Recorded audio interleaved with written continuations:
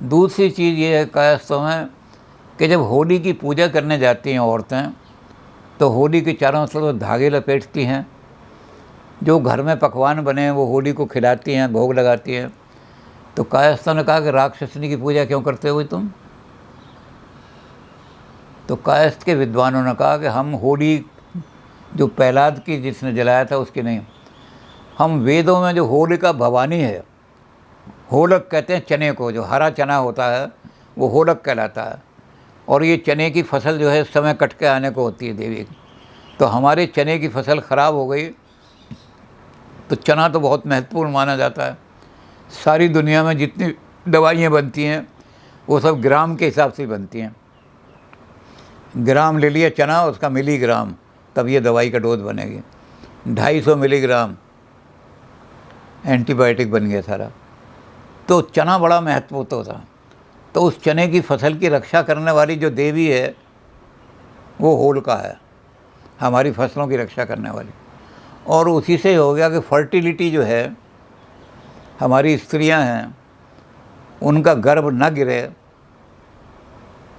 गर्भ क्षीण ना हो, उसकी रक्षा करने भी वो होलिका देवी है। तो कायस्थ उसकी पूजा होलिका देवी के रूप में करते हैं।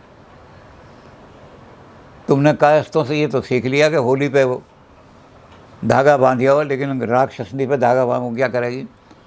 कायस्थों ने हमेशा जो पूजा की है होलिका भवानी की पूजा की है। होली भवानी है, कायस्थों के तो भवानी की पूजा होती है। तो दिवाली का त्यौहार भी ऐसे ही होता है, होली का भी ऐसा होता है। अब होली के त्यौहार में एक चीज़ कायस्थों ने बाहर से सीख ली। ईद के दिन जाते हैं तो ईद का दिन है गले आज तो मिल ले जालिम, ईद का दिन है गले आज तो मिल ले जालिम। रस्म दुनिया भी है, मौका भी है, दस्तूर भी है, परंपरा है। तो कायस्थों ने ये ईद की चीज़ सीख ली। होली के दिन भर रंग खेलेंगे और रंग खेलने के साथ जो घर में माल बना है वो खाएंगे, और शाम को फिर एक दूसरे के घर मिलने के लिए जाएंगे। हर एक अपने अपने घर के बाहर बढ़िया बढ़िया चांदनी बढ़िया बढ़िया बिछा करके वहाँ, और जो पकवान घर में बने वहाँ रख दिए जाएंगे। और हमारे यहाँ तो चूँकि नवाबी थी हसनपुर में, तो नवाब भी इस बात को करते थे कि मेरी प्रजा तो हिंदू भी है, मेरी प्रजा मुसलमान भी है। तो बर्फ़ियाँ बनवा के, और उसमें बर्फ़ियों में 2 तरह की बर्फ़ी होती थी। एक बर्फ़ी वो होती थी जो सादा होती थी, एक वो होती थी जो भंग की बर्फ़ी बनती थी। और बड़े बड़े चांदी के थाल, चूँकि मुसलमानों में बड़े बड़े दस्तरखान में चाल रखे जाते हैं, तो नवाब साहब के दरवाजे पर वो रखवा दिए जाते थे। तो हिंदू प्रजा जाती थी गले मिलने के लिए, तो वहाँ नवाब साहब सबके साथ गले, क्योंकि नवाब है उसके साथ सारी प्रजा है। तो हिंदुओं के यहाँ भी आता है कि जितना जो घर में बनाए हुआ बाहर निकाल के रख दो, जो लोग आएंगे गले मिलो, चाहे वो इतना सही खाए, वो खा ज़रूर लेगा, नहीं तो आप कहोगे कि मेरे घर का पता नहीं क्यों छोड़ दिया, मुझे नीच समझा या गरीब समझा। तो सबके घर तो खा नहीं सकते क्योंकि पेट भर जाएगा, ज़रा ज़रा सा खाते हैं, लेकिन गले मिलने, तो ये गले मिलने की परंपरा भी जो कायस्थों में आई है, कायस्थों की परंपरा मुसलमानों से ली है उन्होंने, ईद से। इसी तरह से होलिका भवानी का स्वागत करने के लिए जिस दिन एकादशी आती है, कई घरों में तो फुलेरा दूध से शुरू हो जाता है, यानी 15 दिन पहले। कई घरों में एकादशी से, क्योंकि वो रंग भरने एकादशी कहलाती है।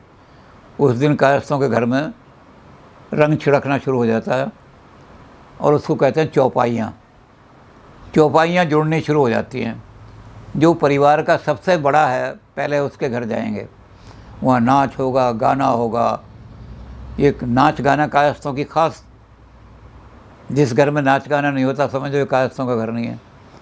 तो वहाँ नाच गाना होगा, फिर अगले घर में जाएंगे। अब मान लो एकादशी से शुरू किया आपने और पूर्णमासी तक 5 दिन मिले, और बिरादरी के घर हैं आपके 50, तो 5 दिन में 50 घर, तो एक एक दिन में सारी सारी रात काम चलता है, चलो 10 घरों में आज निपटाना है।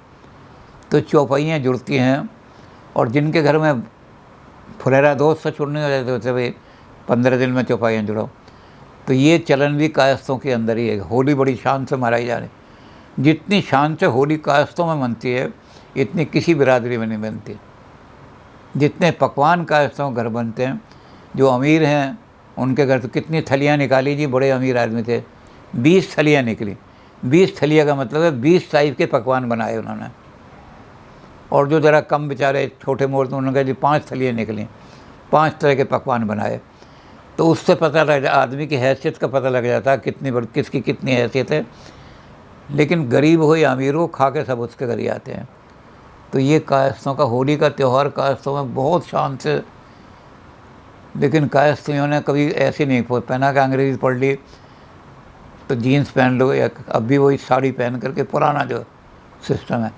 तो इसीलिए एहसान शर्मा ने लिखा है कि इन्होंने, कायस्थों ने अपनी ये परंपरावादी हैं और हाईली एजुकेटेड होते हुए परंपराओं को सुरक्षित रखा है।